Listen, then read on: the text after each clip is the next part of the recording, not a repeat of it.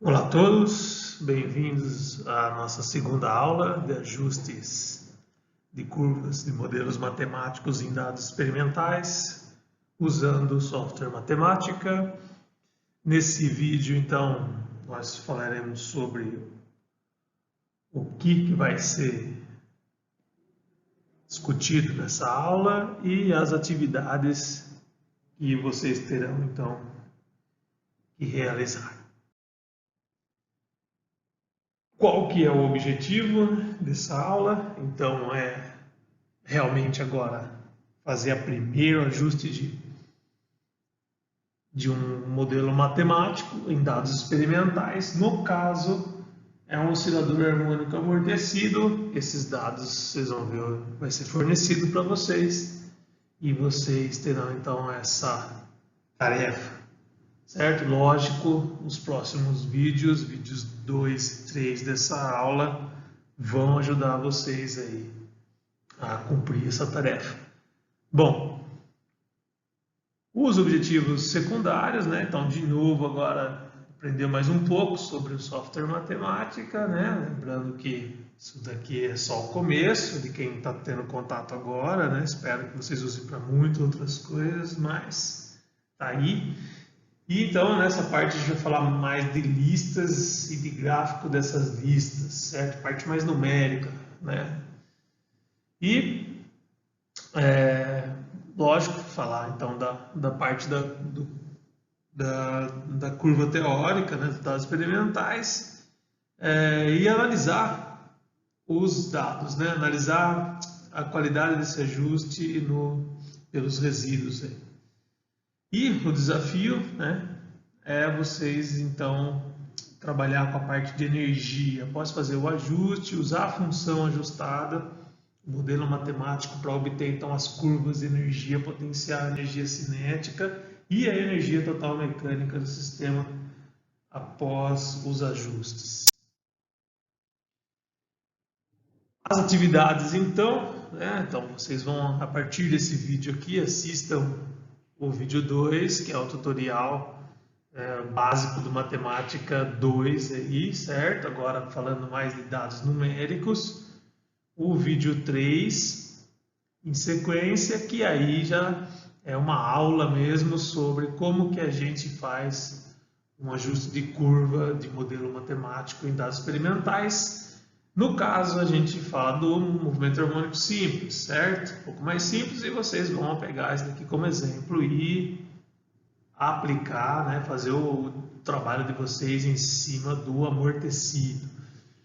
Beleza, então a pesquisa bibliográfica agora então é trabalhar mais com as energias, né? Que na aula anterior vocês já fizeram o bibliografia aí do movimento harmônico amortecido, o oscilador harmônico amortecido. Agora está na hora de vocês irem lá e buscar a parte de energias, ver como que ela é tratada, tá?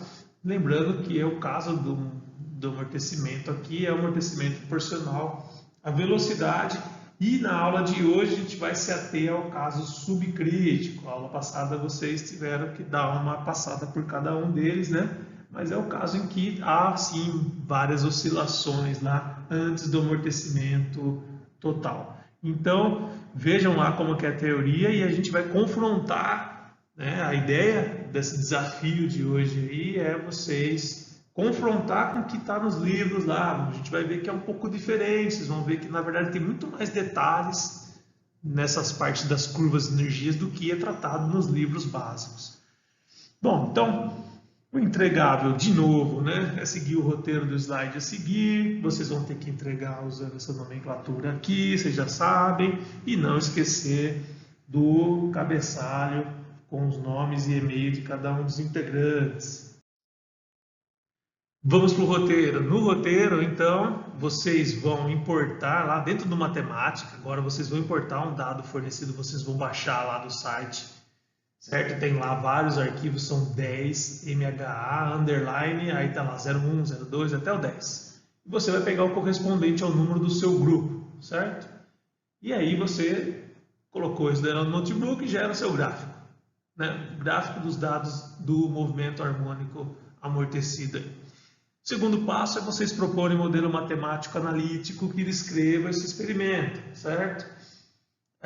Não precisa usar equação diferencial, não precisa usar a solução de uma equação diferencial. Vocês podem usar uma função definida de forma bem direta, desse tipo aqui, né? Você vai lá, f de x é igual, então vocês aprenderam no primeiro tutorial lá. Então, mas quem quiser não precisa se ater a isso, pode ir lá, escrever a equação diferencial do movimento, pedir a solução dela usando o NSolve, né, o DSolve, e trabalhar com elas que nem vocês fizeram na aula passada, né, o entregável da aula passada, sem problema nenhum. Aí vocês vão fazendo, né, de acordo com o tutorial também do vídeo 3 dessa aula aqui, vocês vão ter todo o suporte lá de ver como é que a gente faz um ajuste manual, né, usando o Manipulate, desenvolver então uma rotina para minimização dos quadrados do resíduo, também está tudo lá, né? No caso do MHS, foi feito lá no vídeo, vocês vão aprender e aí vocês vão refazer aí para o caso de vocês, certo? E é lógico fazer análise dos dados aí de acordo. Bom, o item 5, aí sim, vocês tendo ajustado, dependendo da função que vocês, né, utilizaram aqui, ou a equação diferencial, né, vocês podem cair em parâmetros diversos aí para poder fazer o ajuste, mas deles vocês têm que saber agora como que retira, né, a constante de mola K e a constante de amortecimento B, levando em consideração que esse movimento aí, que esse oscilador harmônico é então o sistema massa-mola, certo? Então, se for um sistema massa-mola, ele está lá caracterizado por uma massa, certo? Que vai ser dado, no slide seguinte eu vou mostrar para vocês qual que é a massa usada para cada gráfico de cada arquivo que vocês vão usar aí, né? Cada grupo seu arquivo. A constante de mola, que é o que vocês vão determinar, e o constante de amortecimento, certo? Isso daí vocês vão determinar com a respectiva incerteza, certo? De onde virá essa incerteza? Bom, se vocês fizerem uma rotina, né, usando lá uma função que consiga chegar nos valores dos parâmetros ajustados aí, com a incerteza, né, com o desvio padrão dela, ótimo, vocês levam isso para frente e vão então fazer a propagação de erro, também levando em consideração a incerteza da massa que vai ser informada adiante. Então essa massa já vem com uma incerteza informada. Se não, se vocês só ajustaram usando a minimização da função mesmo lá do mínimo dos quadrados, obtiveram um valor dos parâmetros ótimo lá, sem nenhum, né, dado aí de desvio padrão, de incerteza, então pode considerar a incerteza zero para esses parâmetros, mas como na massa existe, né, então você tem que ter então uma incerteza aí, tanto em K quanto em B. Beleza, e novamente, comentar e formatar o notebook, então vai fazendo as suas divisões em seções, vai deixando tudo bem claro o que é a função, cada parâmetro que vocês estão utilizando, dá nome. Lembra, tudo é grandeza física, tudo tem unidade. Na medida do possível, ó, os gráficos têm que estar lá com os eixos delimitados, né, com nomes, né, eixo T, com qual que é a unidade do tempo, né, abscissa e ordenada, né, tem que estar lá. E, se possível, colocar as legendas também, se tiver mais os gráficos lá. Então, vai lá no Help, aprenda como colocar legenda nos gráficos, certo? Coloca as legendas lá para colocar cada curva, o que significa. E no último ponto, é o desafio, vocês vão lá então numa seção separada, lá no final do notebook, vocês agora gerem, essa parte não tem nada falando lá nas aulas anteriores, né? Até o item 6 aí, o item 5 ou 6 vocês têm bastante ajuda lá usando os tutoriais, mas aqui é por conta de vocês, é um desafio, vocês têm que se aprofundar aqui, né? A partir da função que vocês têm aqui ajustada já dos seus dados, né? A função do seu modelo com os parâmetros já refinados, vocês agora gerem então os gráficos das curvas de energia potencial, energia cinética e energia mecânica total do seu sistema, né? A partir então dessa função. e discuta aí a relação entre essas curvas, né? E a formação aí de platôs. Eu vou mostrar aqui um exemplo para vocês aí, dando como dica. Mas o seguinte, olhar isso daqui criticamente, né? Os dados lá da literatura que vocês têm e fazer uma comparação. Vocês vão ver que tem umas diferenças. O que está certo, o que está errado. Eu quero discussão em torno disso, tá? Então sigam adiante aí com essa parte do desafio. E os pesos estão aqui, então o item de 1 a 3, se você fizer do 1 até o 3, você já garante 2 pontos, o item 4 vale 4 pontos, o item 5, 2 pontos, o item 6, 2 pontos, e o desafio é adicional, certo? Já que até aqui já deu 10 pontos, certo? E aqui você tem mais 2 pontos adicionais. Então, só para os dados, só para fechar aqui a parte dos dados fornecidos, então, como eu mencionei, vocês vão ter lá como fazer o download de cada um, a fazer o download do seu arquivo, né? É um arquivo que só tem 2 colunas, o tempo, tá vendo aqui? Aqui desse jeito aqui, ó. Então, aqui é o tempo em segundos e aqui a distância ou a posição do objeto em metros, certo? Aqui, né, para não esquecer. E isso daí corresponde ao experimento de um sistema massa-mola com amortecimento por fluido, né? Ou seja, amortecimento proporcional à velocidade. Bom, e aí cada um, né, você tem aqui o 0,1, 0,5, 0,6, por exemplo, foi realizado com uma massa de 0,270, mais ou menos 0,005 kg, certo? E aqui para os outros experimentos tem a massa mais a incerteza, e aqui também temos a massa mais a incerteza, certo? Então, considerando essas incertezas aqui, obtenha então os parâmetros solicitados lá no nosso roteiro.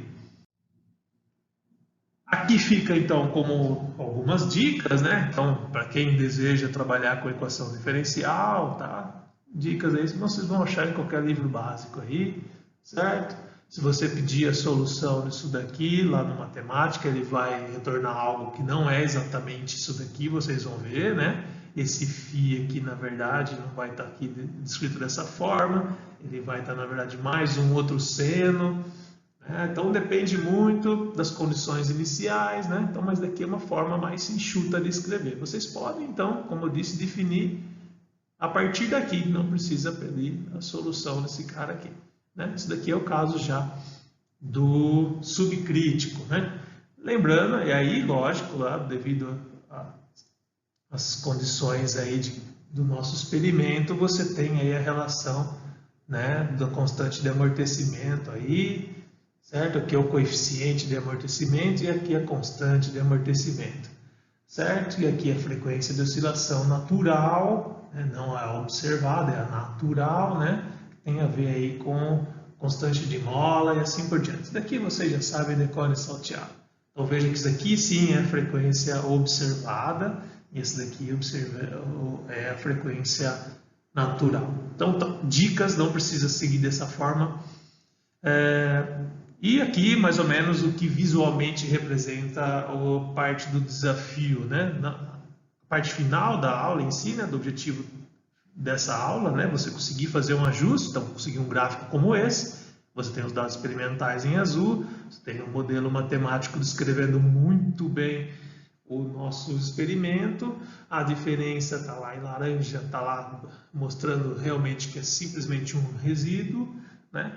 E se você então aplicar as funções corretas aí, você então consegue transformar essa curva vermelha aqui, né? Usando ela, determinar então as curvas de energia potencial, energia cinética e a soma das duas, que é a energia mecânica total do sistema. Veja que, lógico, é um sistema dissipativo, então temos então a diminuição dessa energia com o tempo, mas veja que ela não cai como os livros mostram, né? Veja que forma isso que eu quis dizer de platô. Então é essa discussão que eu quero de vocês. Olhando aí para a soma das duas, por que acontece isso daí? Por que os livros não tratam isso? Né? Aí tem outras dicas, né? Isso daqui é os comandos para a gente poder fazer a minimização lá dos resíduos ao quadrado, está lá no nosso tutorial, na aula do vídeo 3, né? Já foi usado lá, então vocês já vão saber, mas só para mostrar, né? Como é que é usado, mas lembra, isso daqui é uma função de achar mínimo, ela acha mínimo de qualquer função, né? Ela não faz ajuste, você tem que criar uma função que deve ser minimizada para assim então conseguir o ajuste, que no caso lá é a função dos mínimos ao quadrado. Bom, mas na matemática tem outras diversas funções aí, né, outros comandos aí que ajudam bastante a gente. Então, se você for por esse caminho aqui, ó, você já vai começar a cortar caminhos e obter muito mais resultados. Então, tem um comando que chama find fit, né, bem a nossa cara aí dessa disciplina, né? E vocês então podem ver que ele já mostra aqui um exemplo que ele faz, aí ele chama modelo, é um A cosseno de ômega t, né? Aí ele cria os dados aqui experimentais, tudo bem, e aí ele só fala, ó, find fit, isso daqui são os dados experimentais, isso daqui é o modelo matemático, e eles colocam algumas restrições para os parâmetros. Então, veja que ele coloca uma restrição legal aqui. Fala quais são os parâmetros e fala qual que é a variável independente. É a forma de fazer sintaxe. Certo? Beleza? Aí ele faz, você veja que o ajuste não ficou legal. Olha lá. Por quê? Porque ele limitou o ômega entre 1 e 2 e na verdade vemos aqui que o ômega é maior que 2, mas ele ficou parado em 2. Então é uma ferramenta interessante para vocês avaliarem. Olha que ele analisa os resíduos. Ó. Aqui o resíduo fica mesmo com comportamento. Se está com comportamento, o ajuste não está bom. Tá? Vocês vão ver, tá muito bem também mostrado essa parte lá no tutorial do vídeo 3. Outra coisa interessante de usar o mesmo find fit, tá? É que dá para aplicar, né, em funções que vêm de equações diferenciais. E equações diferenciais obtidas numericamente. Tá? Isso daqui é algo bem importante, bem poderoso. Então veja, muda um pouquinho a forma de definir a função, não é nada também do outro mundo, um pouquinho, tem que ter alguns cuidados aqui, certo? Mas olha lá, é uma equação diferencial que não tem solução analítica, ele faz a solução numérica e faz o ajuste e consegue, olha lá, o resíduo está aqui bem baixinho, então funciona. Tá aqui a dica, está tudo no help, isso daqui está tudo no help do matemática na hora que você procura por find fit. Vai lá que vocês vão encontrar. Isso daqui será muito importante para o último passo do nosso curso, do nosso módulo, que é fazer o ajuste do pêndulo simples, lançado de alto ângulos com duplo amortecimento, que vocês vão ver que não tem como solucionar a equação diferencial desse movimento de forma analítica, vai ter que ser numérica. Então, aprender isso daqui já vai ser um atalho para vocês. E ainda indo um pouquinho mais adiante, só nesse mesmo find fit lá no help dele lá, vocês verão que ele vai falar assim, olha, se você usar o find fit, você terá aqui os valores dos parâmetros ajustados. Muito bem, é o que a gente quer. Mas se você usar esse outro comando, não linear model fit, certo? Ele vai fazer uma coisa parecida, sintaxe quase que exatamente a mesma, certo? Ele vai dar um modelo ajustado para você aqui e vai te dar o mesmo resultado que está lá, ó, muito parecido, se não for idêntico, certo? Mas ele vai dar muito mais outros parâmetros para você. Ele dá toda a parte estatística dos erros, dos desvios, já dá até soma dos quadrados, já te dá o resíduos, fit residuals. Então ele já tem lá, vai no help, vai nesse cara aqui, vai no help dele, que esse daí te ajuda bastante na hora que pergunta assim, tá, tudo bem, o ajustou em A igual a menos 2,72603, mas qual que é a certeza, né? Qual que é a incerteza, né? Qual que é a confiança que eu tenho aqui, né? De dar isso daí nesses parâmetros aí usando Non-Linear Model Fit, tá? Então, quem quiser ir adiante, bora!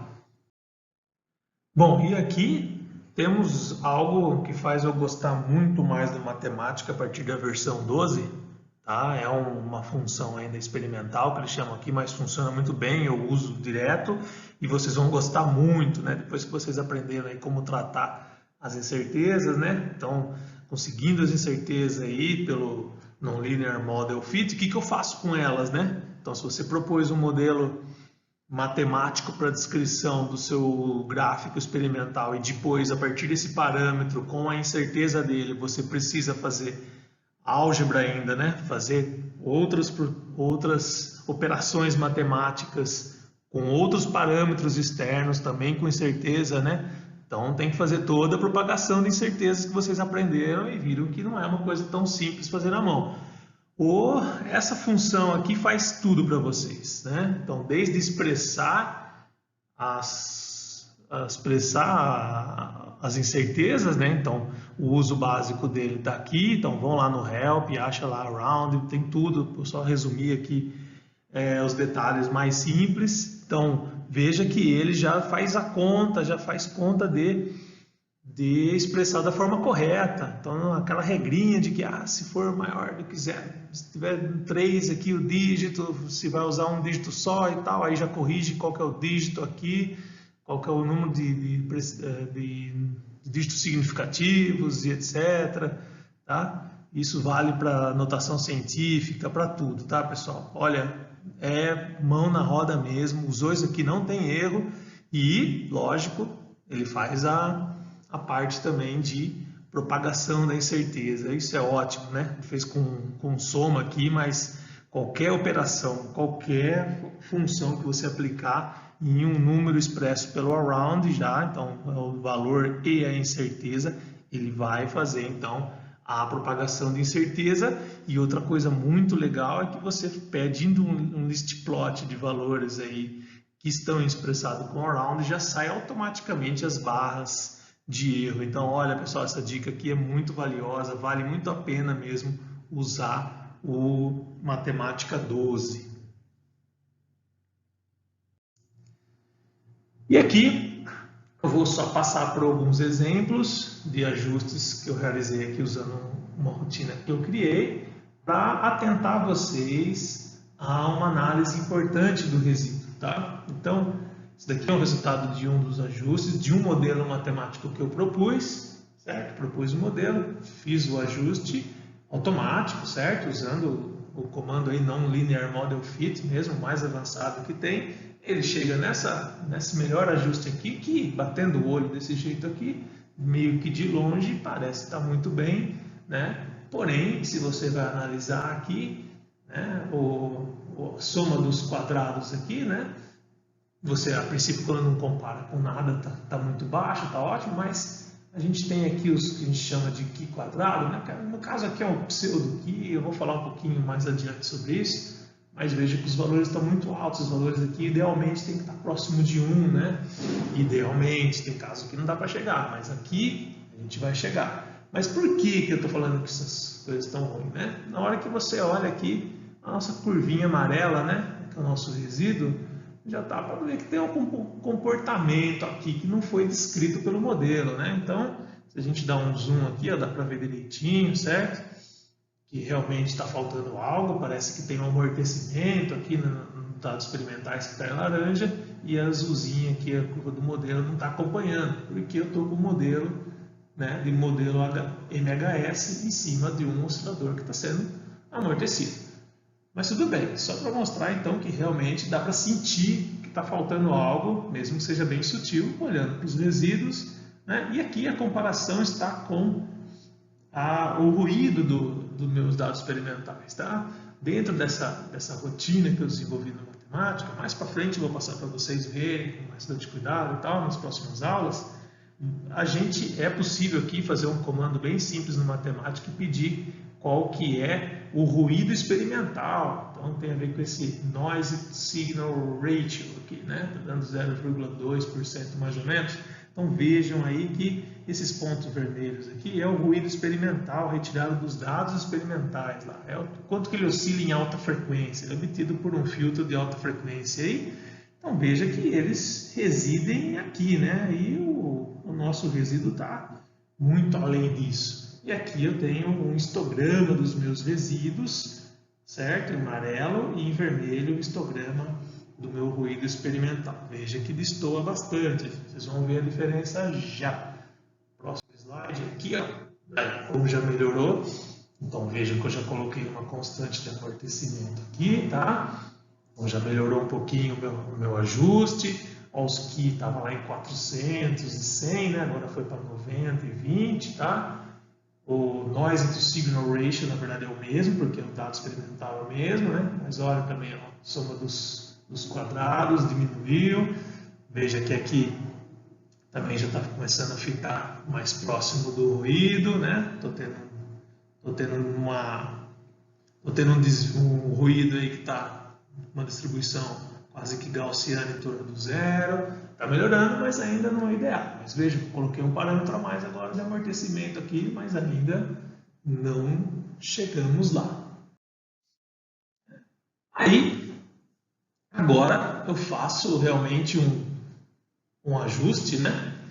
Com um novo modelo, tá? Ele tem o mesmo número de parâmetros, inclusive até os mesmos nomes de parâmetros, mas eu adicionei ali, eu mudei o meu modelo matemático, depois para cair no mérito do que aconteceu com o modelo, mas fato é que eu me atentei para o resíduo anterior e não me contentei, propus um novo modelo e olha só agora, né? Agora eu estou com um ajuste em cima mesmo dos pontos experimentais e o que é dito para mim aqui, ó, olha lá, é exatamente isso aqui, ó, olha, o amarelo está totalmente randômico aqui, né? Totalmente aleatório, né? Que é o resíduo. Igual o vermelho, que é o ruído do experimento. E veja que a distribuição aqui, então, né, dos histogramas aqui, tanto do ruído experimental quanto do resíduo do ajuste, estão batendo em cima do outro. Significa que eu não consigo melhorar mais do que isso, porque quem está me limitando aqui é o próprio resíduo experimental. Então, o fato de eu não estar com 1.0 aqui, né, nos meus valores, ou meu soma dos resíduos ao quadrado não está exatamente igual a zero, né?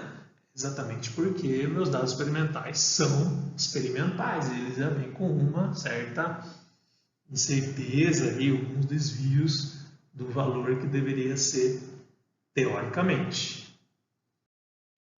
E aqui, só para mostrar um último exemplo, aqui ó, vou abrir o jogo com vocês, é o caso do pêndulo simples, lançado de altos ângulos e amortecido duplamente, porque tenho dois coeficientes de amortecimento aqui. Esses coeficientes, cada um tem a sua relação com a velocidade do objeto. Então veja que eu consigo, né? Se eu fizesse só com um amortecimento não ia dar certo, já tentei mostrar aqui, mas é a tarefa final desse trabalho de vocês para aula 3, para aula 4, né?